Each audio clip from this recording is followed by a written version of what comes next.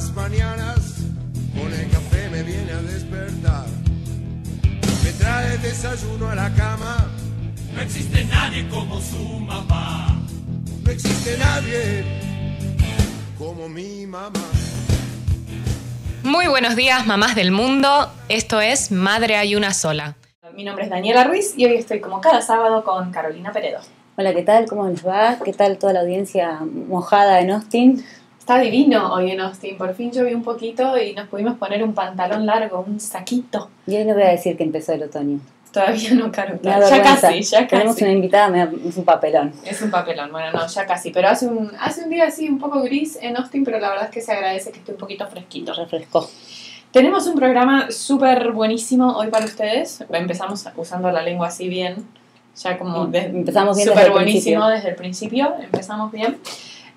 Las que nos vienen siguiendo en Facebook o en el blog mamamundi.com saben perfectamente de qué vamos a hablar. Y es un tema que nos preocupa a todas las mamás en general y sobre todo a las que vivimos en otros países y tenemos hijos en otros países en donde se hablan otros idiomas o tenemos un marido que habla otro idioma.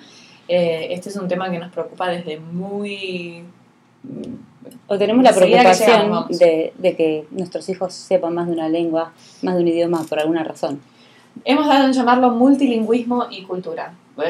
No bilingüismo porque justamente vamos a ver en el caso de la invitada de hoy que hay casas en las que se hablan más de 2 idiomas, entonces no son bilingües sino que son multilingües. Y cómo esto afecta la identidad, cómo es parte de la identidad de quiénes somos, de quiénes son nuestros hijos y de la cultura que queremos preservar en nosotros, en ellos y en las siguientes generaciones, me imagino. Uh-huh. A mí cuando era chica me querían mandar a inglés. Mi Ajá. mamá me decía, no, tenés que saber otro idioma. En Argentina es muy común eso. Sí, te mando inglés, Te ¿no? mandan Desde inglés, chiquito. sí. Y yo a los 12 años decidí que ya no quería ir a inglés. Porque no me iba a servir para qué, decía yo. Claro, nunca te hubieras imaginado que ibas a acabar teniendo un hijo tejano. Para nada. Y la verdad que obviamente me arrepiento mucho por mi hijo tejano, pero además también por mi trabajo en inglés hoy en día. Claro, las vueltas de la vida, bueno. Pero tampoco mis padres me supieron transmitir el por qué era de esa necesidad. ¿Para qué yo necesitaba saber inglés a los 12 años? Después fue a una escuela italiana y me encantó el idioma y lo aprendí bastante porque el maestro era excelente y aparte viajamos a Italia y había un para qué. Claro, una Sí. conexión con una cultura, no solamente una imposición de esto es bueno y lo vas a hacer. Exactamente. Y ahora, me encuentro en esta situación en que tengo un hijo tejano, como vos decís, y Un marido tejano. un marido tejano, que por suerte es totalmente bilingüe, y en casa hablamos en español, pero bueno, aparecen un montón de dudas, ¿no? Recién está empezando a transitar esto de aprender a hablar, pero surgen dudas sobre cómo hago para transmitir mi idioma, que es parte justamente de mi identidad, de mi cultura y de que quiero que sea de mi hijo también y que se conserve. Bueno, yo diría que presentemos a nuestra invitada, que no demos más vueltas porque realmente tenemos mucho de qué hablar, este tema da para mucho. Les queremos presentar a nuestra invitada de hoy, su nombre es Patricia Schiaffini. Patricia es argentina de nacimiento, pero la verdad es que es una ciudadana del mundo. La vamos a dejar a ella que nos cuente un poquito más. Muy buenos días, Patricia, ¿cómo estás? Hola, ¿qué tal están? Encantada de estar Muchas con ustedes. gracias por haber venido. Patricia, vos sos profesora de chino, mandarín, ¿cierto? Sí. Y las lenguas que manejás son inglés, italiano, español y chino, Uh-huh. o sea, 4 idiomas. Sí. Y que has transmitido eso a tus hijos, ¿verdad? Por lo menos 3 de ellas, sí. El italiano no lo he transmitido. Le he transmitido un interés por Italia y que nuestros antepasados son italianos, o sea, un cariño por eso, pero no he transmitido la lengua todavía porque con el chino que habla mi marido y el español que hablo yo ya es suficiente para la casa. Pero nada más saber que tienen familia en Italia y que yo hablo italiano, entonces eso probablemente los predisponga a aprender el idioma en el futuro, ¿no? Para ponerlos un poquito en tema, recién Patricia nos contaba su historia y ella nació en Argentina, vivió un par de años en Italia, después volvieron a Argentina, después la mayoría de su vida de niña y joven la vivió en España, Uh-huh. de ahí de España se fue a estudiar a China, siempre tuvo un interés por la cultura china, así como natural. Sí. Ahí conoció al que hoy es su marido, que es chino de nacimiento, Y luego se vinieron a Estados Unidos, Ujú. en donde tuvieron a sus hijos, que son mitad chinos, mitad, ¿cómo se dice? Latinos, Latinos. diría yo, ¿no? Latinos. Ujú. Pero han nacido en los Estados Unidos y viven rodeados del inglés. Entonces en la casa Ujú. se hablan los 3 idiomas, chino, español e inglés. El inglés en realidad no se habla en casa. En casa hablamos el idioma del papá y de la mamá, que es el chino y el español. Y el inglés se habla fuera. Mis hijos nunca les he enseñado inglés en casa, ni lo he hablado. Lo han aprendido totalmente en la calle con los amigos y en el colegio. Ujú. ¿Ustedes tomaron una decisión consciente antes de tener hijos? ¿Charlaron con su marido y dijeron, bueno, nosotros queremos que nuestros hijos hablen estos determinados idiomas Sí. por estas razones y esto es el método que vamos a implementar? Sí, absolutamente. Cuando mi marido mencionó la idea de tener hijos, yo le dije, yo tendré hijos contigo si me prometes que vas a enseñarles chino. Y así fue, esa fue una condición, porque para mí era absolutamente vital que ellos tuvieran conocimiento de estos idiomas que yo quiero mucho y estas culturas que yo quiero mucho. Y él dijo, por supuesto. Entonces ya empezamos la tarea con esa idea. Pero yo venía ya mediatizada con una experiencia que había tenido anteriormente, que era cuando yo enseñaba chino en la Universidad de Pensilvania. Y tenía estudiantes, justo me tocó enseñar la parte de la clase intensiva de chino a norteamericanos que venían de familias chinas. Entonces yo era la única no china en la clase, o la única que no parecía china, enseñando a un montón de muchachos y muchachas que parecían chinos y que no sabían el idioma. Decir los rasgos físicos. Sí, exactamente, eran chinoamericanos, ¿no? Pero eran chinoamericanos que habían llegado a la universidad sin saber chino y se sentían muy mal por este motivo y tenían un conflicto de identidad. Entonces cuando llegaron a la universidad vieron que había clases de chino, tomaron la clase y les tocó esta señora española o argentina que les enseñaba chino, porque lo hacía más complicado, ¿no? Que eras vos. Claro, exactamente. Pero lo que yo vi en ellos es la crisis de identidad que ellos tenían por haber sido tan mayores ya y no saber la lengua materna, ¿no? Y entonces eso es lo que yo me decidió, que cuando yo tuviera hijos, yo no quería que ellos tuvieran esa experiencia. Entonces yo creo que por tener yo misma esa experiencia, de tener que enseñar chino a esos muchachos que parecían chinos y no hablaban su propia lengua materna, es por lo que yo decidí que yo de verdad quería enseñar mis lenguas y la de mi marido a mis hijos. Me parece súper interesante esto que decís y muy relevante también aquí en Texas, porque nos encontramos con esa situación muchísimo, ¿no? Que hay mucha gente, mucha, que son descendientes de mexicanos, Sí. primera generación de americanos o segunda generación de americanos, pero con un gen mexicano muy, muy grande en el nombre incluso Sí, y sí, en sí. los rasgos físicos y todo, y que no hablan español. Claro. Y esto se ve muchísimo, ¿no? Hay veces que justamente esa generación que vino primero se sintieron discriminados por hablar otra lengua o algo así, entonces Sí. lo prohibieron en casa y nunca les enseñaron español a los hijos. En su momento no estaba tan bien visto, incluso como ahora que es una moda casi Claro, y una claro. necesidad saber el español. Y ahora están estos adultos que tienen cara de mexicano, nombre de mexicano y todo, y no hablan español.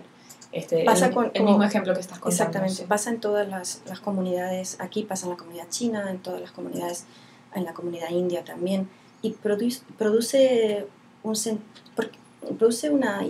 problema de identidad, ¿no? Digo, una crisis de identidad, porque a lo mejor cuando gente está creciendo, cuando son niños, son adolescentes, no les importa, pero llega un momento en la vida en la que uno quiere volver a sus raíces y en la que la percepción de los demás se hace muy importante. Entonces los demás no van a perdonar que parezcas chino y no hables chino, que parezcas latino o sudamericano y no hables español. Van a preguntarte todo el tiempo, ay, ¿cómo con este apellido tú hablas español? Ah, no, perdón, no hablo.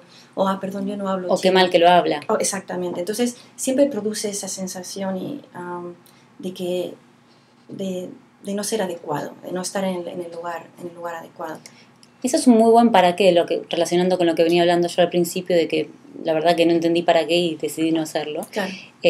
¿Vos eso lo tuviste que explicar con tus hijos? Si ellos Nunca lo tuve que explicar porque fue tan natural en mi familia que desde el nacimiento el papá habló en chino, yo hablé en español, les enseñamos desde el principio a leer y a escribir en los dos idiomas, entonces nunca hubo que explicar el porqué de las cosas. Y también cultivamos una muy buena relación, muy estrecha con las familias, entonces los niños escriben cartas y mensajes electrónicos, emails, a las familias en China y en España, entonces el para qué ya viene dado por el esfuerzo que estamos haciendo de que ellos tengan las raíces, estas raíces, ¿no? O sea que es un esfuerzo, es una tarea, una dedicación. Es trabajo, sí, pero si es importante para ti, no es no es una carga, ¿no? Es parte de la vida y parte de la alegría de vivir y de criar hijos. Y otra cosa que quería rescatar, nos decía Patricia antes de salir al aire, decía, bueno, sí, puede ser difícil, pero ser padre es difícil igual. O sea que esto es simplemente una faceta más de esta responsabilidad que uno ha tomado de criar estos hijos en este mundo. Y que es muy importante en el caso de todos nosotros que estamos acá criando hijos en una cultura diferente y con varios idiomas, ¿no? Sí. Patricia, nos interesa mucho que nos cuentes en el próximo bloque sobre cuál es esta metodología que utilizaron, ¿no? Los pasos, el enfoque y cómo fue la incorporación de los idiomas en tus hijos, si hubo diferencias, si los dos lo tomaron igual, y qué es lo que hicieron ustedes como padres, ¿no? Me gusta también que nos quedemos con esta idea de que no es solamente un idioma que están adquiriendo, sino también una cultura que forma parte de quienes somos. Yo lo sentí muy personalmente, y vamos a hablar esto del multiculturalismo. Cuando yo me mudé a España, si bien el idioma era el mismo, la cultura era completamente diferente. Fue ahí cuando empecé a cantar tango, por ejemplo, cuando me empezó a interesar el tango. Ahora de repente tengo un interés por el folclore que nunca tuve viviendo en Argentina.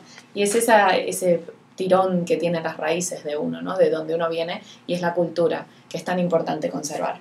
Así que mándanos preguntas si las tienen. Al 512-377-1813, también estamos en Facebook, Madre hay una sola, USA. Déjenos sus comentarios, mensajito privado, y seguimos en el próximo bloque. No se vayan. Mi mamá todas las mañanas con el café me viene a despertar. Me trae el desayuno a la cama. No existe nadie como su mamá. No existe nadie como mi mamá. Estamos de vuelta en Madre hay una sola y hoy estamos hablando de multilingüismo y cultura. Estamos aquí en el estudio con la doctora Patricia Schiaffini, que nos está contando un poquito de su experiencia personal hablando dos idiomas diferentes en casa, dos diferentes de lo que se habla en el entorno, o sea que eso hace que sus hijos sean trilingües, por lo menos. Y bueno, y ahora nos íbamos a meter un poquito más en el cómo se hace eso, ¿no? En la dinámica de cómo se enseñan esas Claro, porque lenguas. estábamos leyendo, Patricia, que no es suficiente que un chico esté rodeado por un ambiente en donde se habla un idioma para adquirirlo, digamos, casi por ósmosis, ¿no? Que lleva un poco más que eso. Entonces, contanos cómo fue tu experiencia. Sí, como habíamos dicho, es una cosa que tienes que estar consciente de ella todo el tiempo y trabajar en ello. Entonces, desde que los chicos eran muy chiquitos, les empezamos a leer. El papá les leía en chino, yo les leía en español, a diario, por ejemplo. Además de hablarles, era el mostrar los libros, el leerles, el que percibieran que, por ejemplo, el chino es un idioma que tiene caracteres y no tiene letras, y las letras en español son iguales, pero se pronuncian de esta manera. Entonces, hubo siempre esa constante en nosotros, y también el hecho de desconectar la televisión en inglés. O sea, nunca hemos visto televisión en inglés en casa, la televisión está desconectada y es solamente un monitor en el que ponemos películas en español o en chino, ¿no? Entonces, Patricia, perdón que te interrumpa, porque sí. Vos sos profesora de lenguas. Sí. ¿Tu marido también? No, mi marido no. Okay. Es ingeniero. O sea, que no está relacionado con esto, pero hay muchas cosas que son de sentido común. Si el niño está expuesto al español en casa, pero la televisión, que es motivacional, porque le va a gustar la televisión mucho, viene toda en inglés y el colegio viene en inglés y los amigos hablan en inglés, entonces ellos probablemente no van a querer aprender español de la misma manera. Entonces, como padres, tenemos que crearles un ambiente que sea interesante para ellos en la lengua que quieras que ellos aprendan, en nuestro caso español. Entonces, que vean televisión en español, que jueguen a juegos de computador en español, si es posible, ¿no? Que vean películas, que elijan la versión español de una película en vez de la versión en inglés, que tengan amigos posiblemente con los que puedan hablar en español, buscar un entrenador de fútbol que hable español, buscar un profesor de música que hable español, etcétera, etcétera. Entonces, ¿a qué edad se escolarizaron tus niños? 2 años y medio, o sea, hasta los 2 años y medio ellos no sabían hablar inglés. Bien. Y aprendieron en el colegio totalmente rápidamente y por ahora nunca les hemos hablado ni les hemos enseñado inglés en casa. ¿Y cuando fueron al colegio solamente en inglés? ¿No perdieron el español que traían de casa? No, porque estaban ya acostumbrados a que en casa hablábamos esos idiomas. Y además nunca les hemos permitido en casa hablar en inglés. No de una forma tiránica, pero si ellos me han dicho una palabra en inglés, yo instantáneamente le he dicho esa palabra en español. y he requerido que ellos me la repitieran en español y la siguieran utilizando en español. Esa es la parte del método, ¿no? De lo metodológico, de Sí. insistir con un idioma. Insistir con un idioma, pero también hacérselo tan interesante que ellos mismos quieran tenerlo.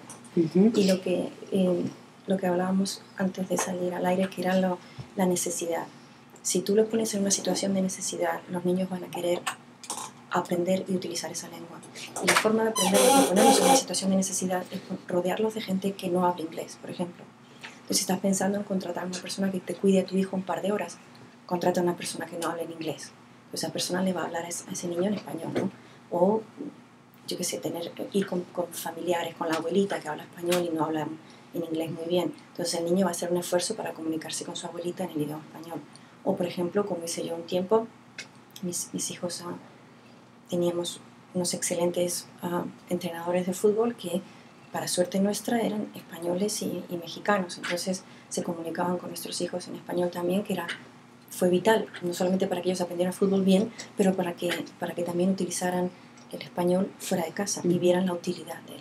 Y también usarlo en un contexto divertido, que no sea siempre, que no se sienta Claro. siempre como que están estudiando. Y ¿no? aprender otro vocabulario, porque todo el vocabulario del fútbol que ellos podían haber aprendido en YMCA y en inglés, lo acabaron aprendiendo en español, ¿no? Y exactamente como la maestra, tengo la inmensa suerte de tener una maestra de violín que habla español, entonces pues no solamente enseña... Más que suerte, creo que vos lo vas eligiendo, ¿no? No, esto fue una suerte casi, pero bueno, sí, uno puede elegirlo, o a veces tienen la suerte de que eso ocurra, pero para mí es muy importante y lo veo claramente con mi hijo, la relación que él tiene con esta maestra, no solo porque ella es excelente y maravillosa, pero tienen una complicidad de poder comunicarse en el idioma español, que es el idioma materno de ellos dos, que no la tendría probablemente si tuviera un maestro que no hablara español. Esa maestra es Cecilia Calvelo Hopkins, que aprovecho a saludarla. Hola Ceci, sí, te es queremos. una habitué de nuestro programa, oyente, y Patricia está aquí gracias a ella, así que muchas gracias.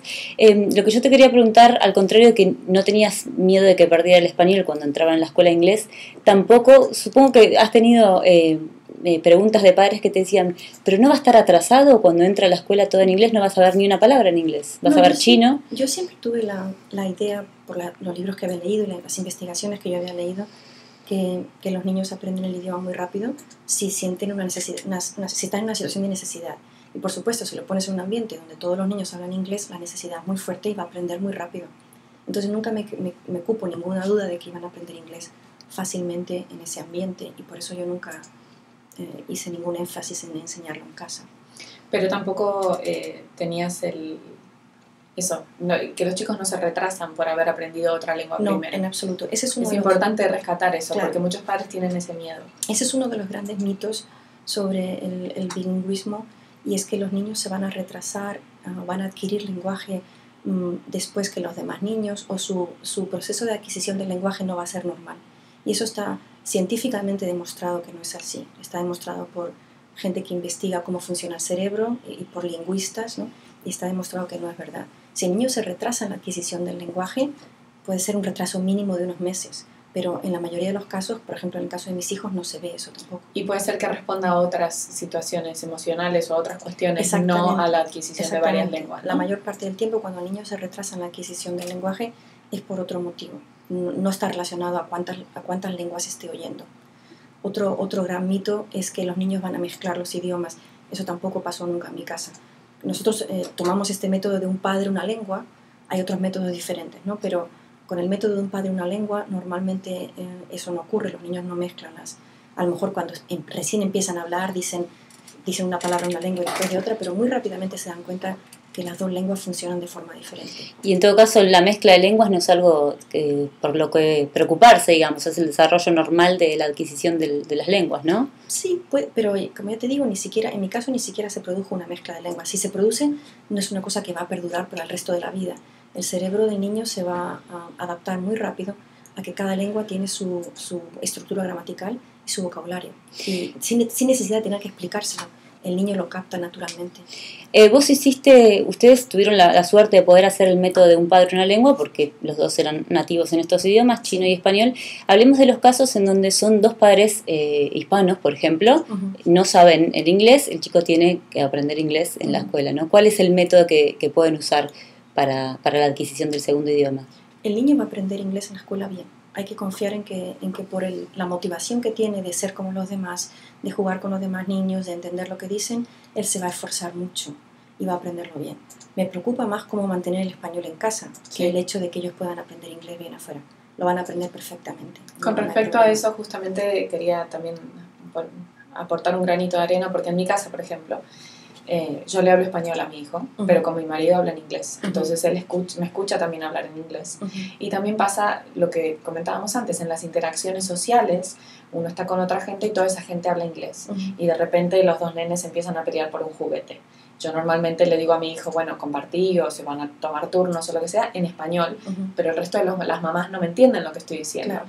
Entonces hay veces que me encuentro diciéndole a mi hijo en inglés solamente para que me entienda la mamá del otro chico o el otro chico, cuando en realidad mi idioma con mi hijo es el español. Entonces en esas situaciones, y me da miedo a veces que por esas cositas no se mantiene esta regla de que yo con él hablo español y punto. Para esos casos, ¿cuál sería tu recomendación? Yo también me he encontrado en esas situaciones y lo que yo hago es decirle a la mamá, perdón, pero le voy a explicar a mi hijo que tiene que compartir. Lo voy a hacer en español, porque es la lengua que yo hablo con él. Entonces yo después le digo a mi hijo en español, por favor comparta con su amiguito. Si ocasionalmente uno tiene que hablarle al hijo en inglés delante de otros, no es algo terrible. Yo de todas formas acostumbraría a la gente que nos rodea a la idea de que el idioma que yo comparto con mi hijo es el español y que entonces normalmente no me salgo de la norma de hablar en español con él porque me parece antinatural. Si yo tengo que hablar en inglés con mi hijo me parece muy antinatural, ¿no? Yo soy una persona más natural cuando hablo mi propia lengua y mis hijos están acostumbrados a que esa es la lengua de mamá, la lengua en la que compartimos cosas y es una intimidad, como decía antes, una complicidad muy, muy especial, ¿no? El objetivo detrás de esto es entonces que el chico no confundir al chico en el sentido de con mamá se habla el español y bueno, mamá también sabe inglés, entonces después el chico no va a querer hablar en español. Claro, mamá sabe inglés, pero ella tiene ese lenguaje en común con otra gente. El lenguaje en común que yo tengo con mamá es español y lo voy a preservar para siempre, ¿no? Entonces eso es la idea. Si empezamos a romper esta regla y a hablarles en inglés de vez en cuando, el niño ya va a contestarnos en inglés siempre porque es fácil. Y nosotros, los seres humanos, tenemos una tendencia a la vagancia innata, ¿no? Entonces, claro, si mamá habla en inglés, ¿para qué me voy a esforzar? Pero si mamá no tolera que yo hable en inglés, si mamá me recuerda siempre, oye, nosotros hablamos en español, ¿verdad? Esta es nuestra lengua.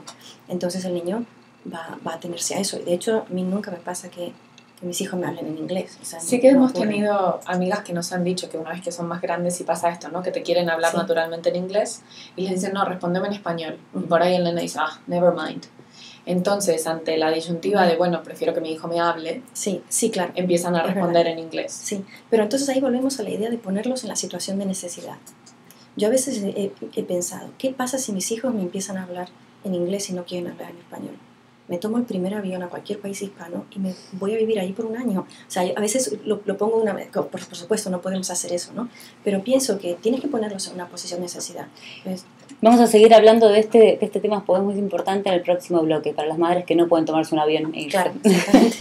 No se vayan, enseguida volvemos. Mi mamá todas las mañanas con el café me viene a despertar. Me trae el desayuno a la cama. No existe nadie como su mamá. No existe nadie como mi mamá. Estamos de vuelta en Madre hay una sola y hoy estamos hablando de multilingüismo y cultura. Estamos conversando con la doctora Patricia Schiaffini de las diferentes vetas que tiene esto de ser mamá de niños bilingües y cómo funciona esto en el día a día de nuestras vidas.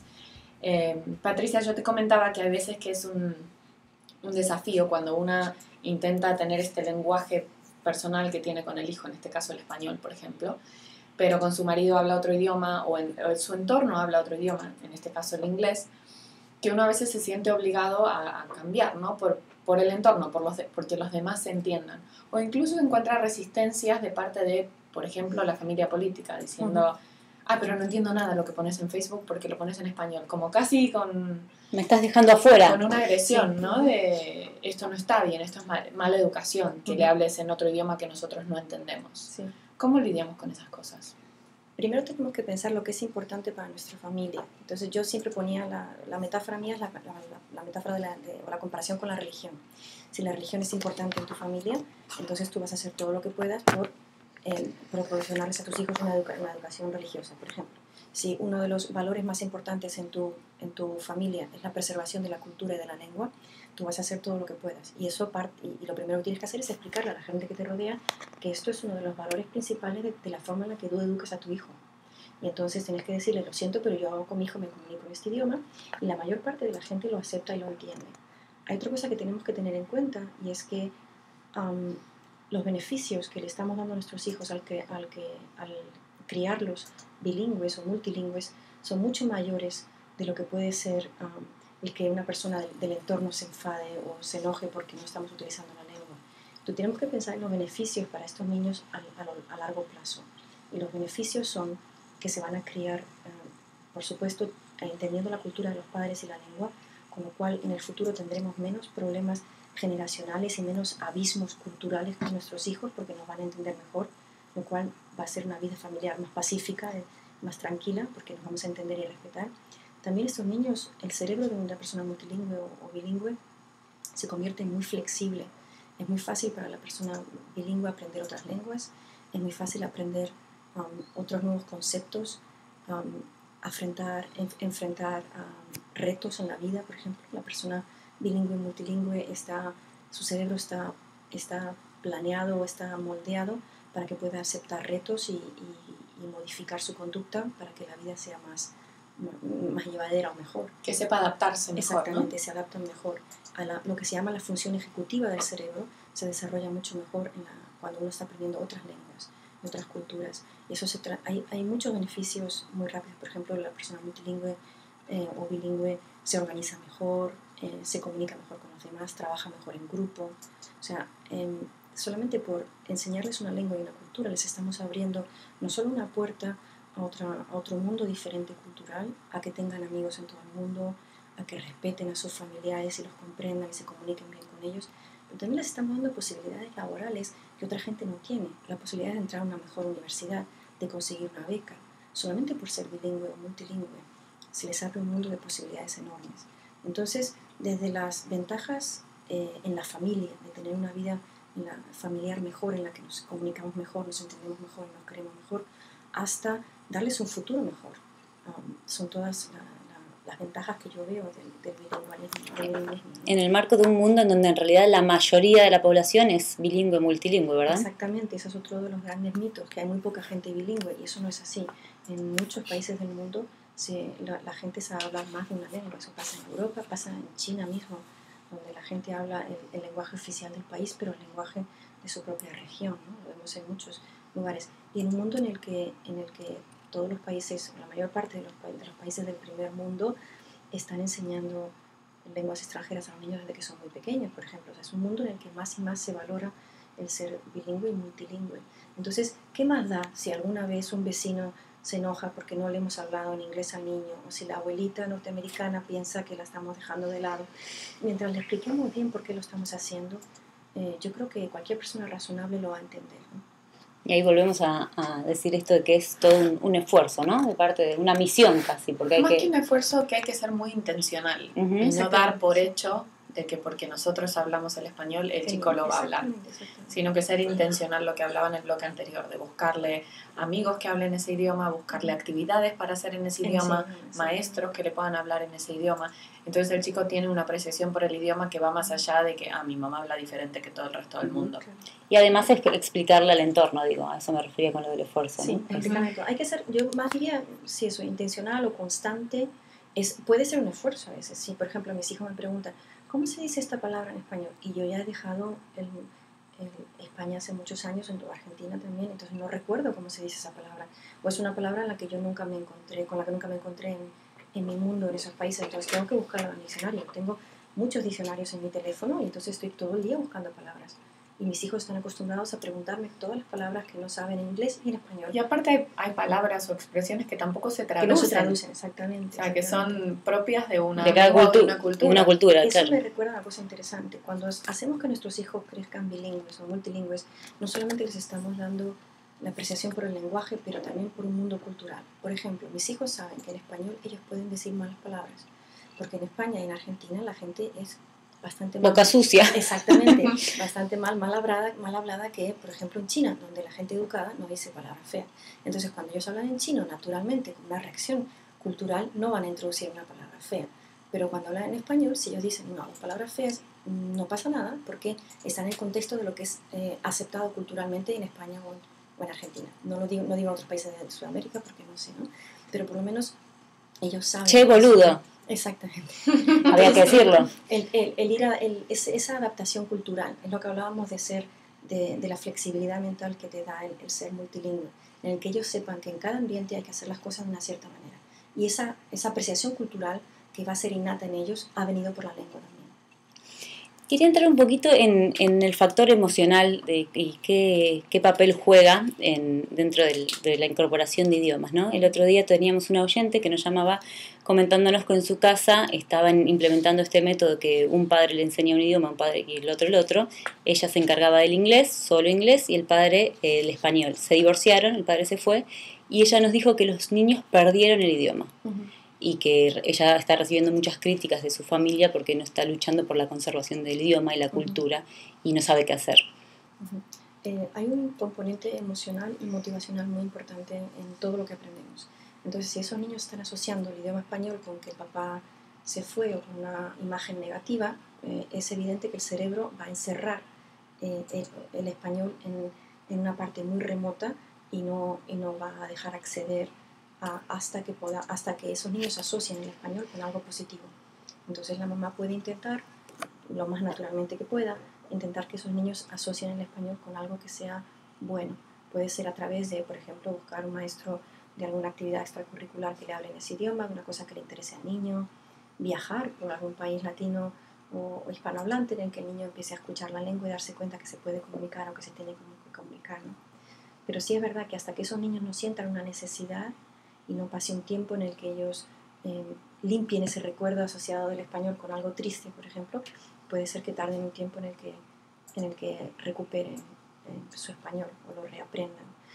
Hay un caso parecido que es de los niños adoptados de China, por ejemplo. Hay muchos niños en Estados Unidos que vienen adoptados de China y algunos de ellos han venido cuando tenían, por ejemplo, 6 años, que hablaban chino perfectamente bien. Y en 6 meses o en un año ya parecen no recordar su chino en absoluto. Parecen no recordar, pero no han olvidado la lengua. No han olvidado la lengua, es imposible que la hayan olvidado. ¿Es como andar en bicicleta, aprender un idioma? Sí, lo tienes en tu cerebro. El problema es que no puedes acceder a ese archivo a menos que tengas mucho interés en acceder a ese archivo. Es como un computador, ¿no? Tu cerebro no puede encontrar el archivo donde está eso que has aprendido, a menos que lo necesites, en cuyo caso se van abriendo las puertas y lo puedes recuperar, o a menos que tengas mucha motivación para recuperarlo. Entonces estos niños chinos que yo te digo, por ejemplo, olvidan, cuando lleguen a la universidad van a tener el mismo problema que mis estudiantes, van a venir y van a decir, yo fui adoptado de China y mis padres no hicieron el esfuerzo. Piensen una cosa, cuando nuestros hijos crezcan, todo lo que ellos no sepan va a ser culpa nuestra. Eso es como lo van a recordar ellos, y como me lo dicen mis estudiantes en la universidad. Culpa de mis padres que no me mandaron a la escuela de Empecé el programa diciendo eso, culpa de mis padres que me dejaron no ir a inglés. Sí, pero siempre es culpa de nuestros padres. Siempre, y no nos acordamos de que a lo mejor nosotros nos resistíamos, ¿no? Esos niños a lo mejor adoptados, cuando llegan a la universidad, tengo una alumna, por ejemplo, que es este caso, china, me dice, mis papás me están obligando a aprender chino ahora, me deberían haber obligado cuando era chiquita y esto no. Entonces va a haber un momento en el que el factor de identidad va a surgir, en el que esos niños quieran recuperar sus raíces y se van a arrepentir siempre de no saber ese idioma. Entonces hay que buscar una manera u otra para introducirlo. O sea, el cerebro es como un computador y no, porque se activa, digamos, la búsqueda de este archivo por este factor emocional que habilita o no. Exactamente, el factor emocional que te motiva o la necesidad que te motiva también. Qué importante eso, me gustaría que volvamos a discutirlo cuando hablemos de adopción también, porque esto debe ser un tema, sobre todo cuando uno adopta niños más grandes, es un tema importante. Hay lenguas que están más accesibles, pero hay otras que no. De cuando uno adopta un niño de Ucrania o de otras lenguas que están es un poco más difícil encontrar si uno quiere un ambiente ucraniano en donde el chico se pueda relacionar, ¿no? Vamos a volver a hablar de eso también. Y si tienen más preguntas, nos pueden llamar al 512-377-1813, dejarnos mensajes en Facebook. Estamos en Madre Hay Una Sola USA, y recordando siempre que lanzamos hace poquito nuestro blog, que es mamamundi.com, y ahí va a estar este programa y mucha más información. Así que ya nos pueden visitar en mamamundi.com. Tenemos varias notas ahí de los programas anteriores y como siempre vamos a estar posteando todos los programas que vamos haciendo. Y si tienen alguna inquietud en particular, algo de lo que quieran que conversemos, vamos a hacer otro programa más sobre bilingüismo a principios de octubre. Bilingüismo, perdón. Esta es otra de las cosas de ser bilingüe, que se nos mezclan las palabras. Vamos a volver a hablar de esto después del corte, no se vayan. Mi mamá todas las mañanas con el café me viene a despertar. Me trae el desayuno a la cama. No existe nadie como su mamá. No existe nadie como mi mamá. Estamos de vuelta en Madre Hay Una Sola y hoy estamos hablando de multilingüismo y cultura. Hace un rato que estamos charlando con la doctora Patricia Schiaffini de todos los vericuetos que tiene esto de criar hijos en más de un idioma y con más de una cultura. Y bueno, y ahora justo en el corte nos quedamos charlando de cómo es ser adulto también en más de una cultura y en más de un idioma, porque no es solamente cuestión de cómo criar a los hijos, ¿no? Nosotros también nos vemos en esta situación todos los días, de que hemos nacido y crecido en un idioma y en una sola cultura y de repente nos exportamos y hay que acostumbrarse a vivir de otra manera. Todos los días. Es una decisión que todo el tiempo está implícita, que hay veces que uno no se da cuenta, pero realmente estamos tomando decisiones pensando en dos culturas diferentes, o tenemos que mandar un email de trabajo y estamos pensando en castellano pero escribiendo en inglés, o al revés, leyendo en inglés y hablando en castellano. Y que va a tener que ver con la crianza a la larga, obviamente, las decisiones que tomemos y cómo nos afecte esto. Y hablábamos recién con Carolina de qué es ser bilingüe, cómo se define ser bilingüe, porque uno a veces se siente que si tiene un acento, entonces no es bilingüe, o si no tiene el nivel top de inglés que nadie se da cuenta que uno es de otro país, entonces no es bilingüe. Y esto no es cierto, ¿verdad? No, ha cambiado bastante las ideas sobre lo que es el bilingüismo, pero uno de los grandes mitos también que es que el verdadero bilingüe es el que puede manejar los dos idiomas con el mismo nivel, que habla perfecto y escribe perfecto y entiende perfecto los dos idiomas y no tiene acento. Y eso no es verdad. Bilingüe es la persona que puede utilizar dos lenguas perfectamente para la necesidad que tiene. Eso quiere decir que si tú eres una persona en el ámbito, por ejemplo, de la ingeniería, ¿no? Y entonces tú utilizas el inglés en el ámbito de la ingeniería y lo utilizas bien y te comunicas bien con la gente, tú eres bilingüe entonces. Pero a lo mejor si cambias y quieres utilizar ese inglés en el ámbito de la filosofía, no puedes porque no tienes ese vocabulario. Pero eso no quiere decir que no seas bilingüe, porque en lo que necesitas para la vida cotidiana te estás manejando perfectamente bien con ese nivel de inglés que tienes, por ejemplo, o con el nivel de español. Entonces nos encontramos con diferentes grados de bilingüismo, pero eso no quiere decir que la persona que habla español con acento no sea bilingüe. Si esa persona se entiende bien español y lo puede utilizar perfectamente para sus necesidades cotidianas y su trabajo, esa persona es bilingüe y aunque hable español con acento inglés, por ejemplo, y lo contrario, ¿no? Y esto también se puede adquirir, una segunda lengua, tercera lengua, los que hagan falta, de adulto. Exactamente, se puede adquirir de adulto, y los beneficios de los que estábamos hablando antes, de los niños que se hacen multilingües o bilingües desde chiquititos, la flexibilidad mental, más memoria, más facilidad para aprender cosas nuevas, le ocurre también al adulto. O sea, aprender un idioma de adulto es lo mejor que uno puede hacer para luchar contra el Alzheimer o cualquier enfermedad que podamos tener de mayores. No sé si les está pasando a ustedes que nos están escuchando, pero yo me muero de ganas de irme a estudiar un idioma ahora. Estudiar francés o italiano o algo. Sí, no, pero mientras ustedes hablan, yo pienso que, por ejemplo, si ahora, como en mi caso, estoy haciendo el esfuerzo para que el español se conserve en casa, porque tengo la suerte de que mi marido es totalmente bilingüe y no le cuesta pensar en español, es natural, es la lengua con la que nos conocimos y así es nuestra relación. Sería antinatural hablar en inglés. La única manera que yo tengo de practicar el inglés sería en casa, hablando con él en inglés, pero no lo voy a hacer para... Claro, pero no necesariamente. Como estamos hablando, estamos poniendo énfasis en la idea de la necesidad. Si tú te creas a ti misma un mundo de necesidad en inglés fuera de tu casa, tú también puedes aprenderlo. Eso quiere decir tener amigas anglosajonas con las que hables en inglés, estudiar otra cosa tú misma, poder irte a, Austin Community College o cualquier otro sitio y tomar un curso de cocina en inglés, de filosofía, de literatura, de lo que tú quieras, de lo que te interesa en inglés. Entonces tú te estás creando a ti misma ese ambiente en el que tienes que aprender. Ninguna lengua se mantiene en casa ni se aprende si no creamos un ambiente de esa lengua, que sea suficientemente interesante para que toda la gente que está en casa o para nosotros mismos, para que tengamos interés en ella. Yo me acuerdo, Eso sin ir es. más lejos, las primeras clases de yoga que fui en inglés. No entendía nada de lo que decían. Tenía que estar mirando al de al lado todo el tiempo a ver qué estaba haciendo por el lenguaje que utilizaban. Y ahora ya me resulta natural cuando voy a una clase, por ejemplo. Pero al principio no. O cuando yo con mi marido hablo en inglés. Y también siempre me creí que era bilingüe porque fui al colegio bilingüe y sí podía hacer literatura en inglés o matemática en inglés o física en inglés. Pero nunca me había peleado con una persona en inglés. Ujú. Hasta que uno se encuentra en esa necesidad y que encima hay emociones de por medio y todo eso, y decís, pucha, no soy tan bilingüe como creía. Bueno, eras bilingüe, pero no eras nativa. Esa es Claro. la diferencia. No Ujú. estamos hablando de lo que es ser un nativo, ¿no?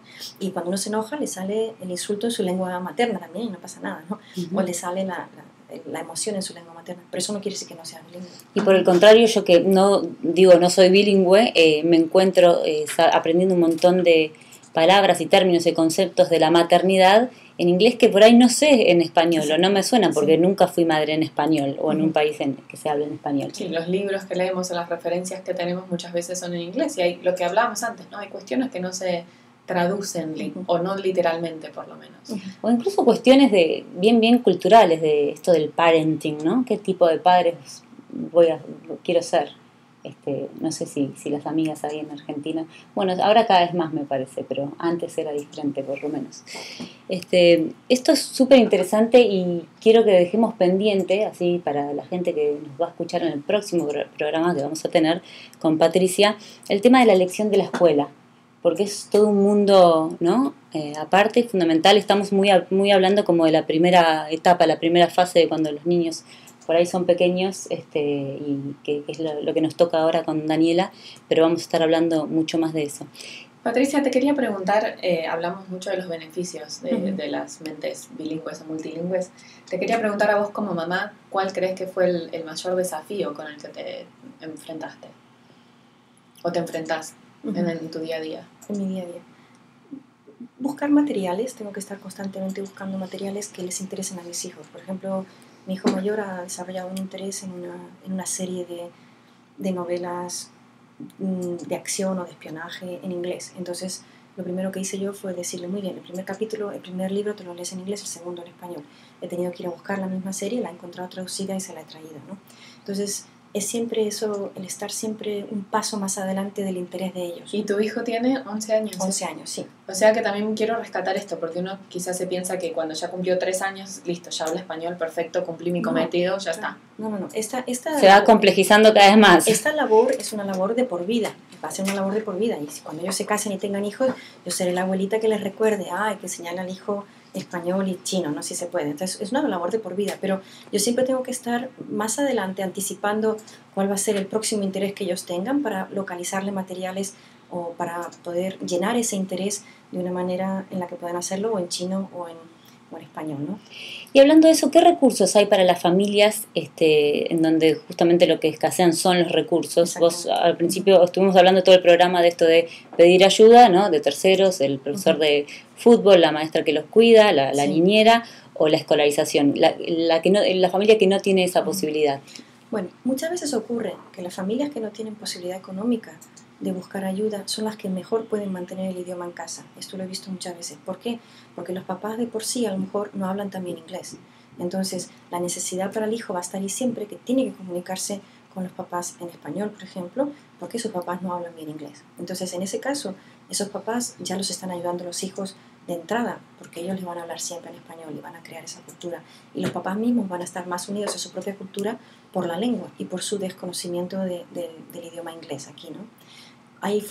También es verdad que hay familias que a lo mejor la mamá habla en inglés o hablamos de una mamá que está criando a sus hijos solos, por ejemplo, y ella trabaja todo el día y no tiene una posibilidad o dinero de mandar a su hijo a una clase de lenguas o a lo que sea. Mientras esos padres mantengan con sus hijos el idioma español en casa, el idioma va a prevalecer.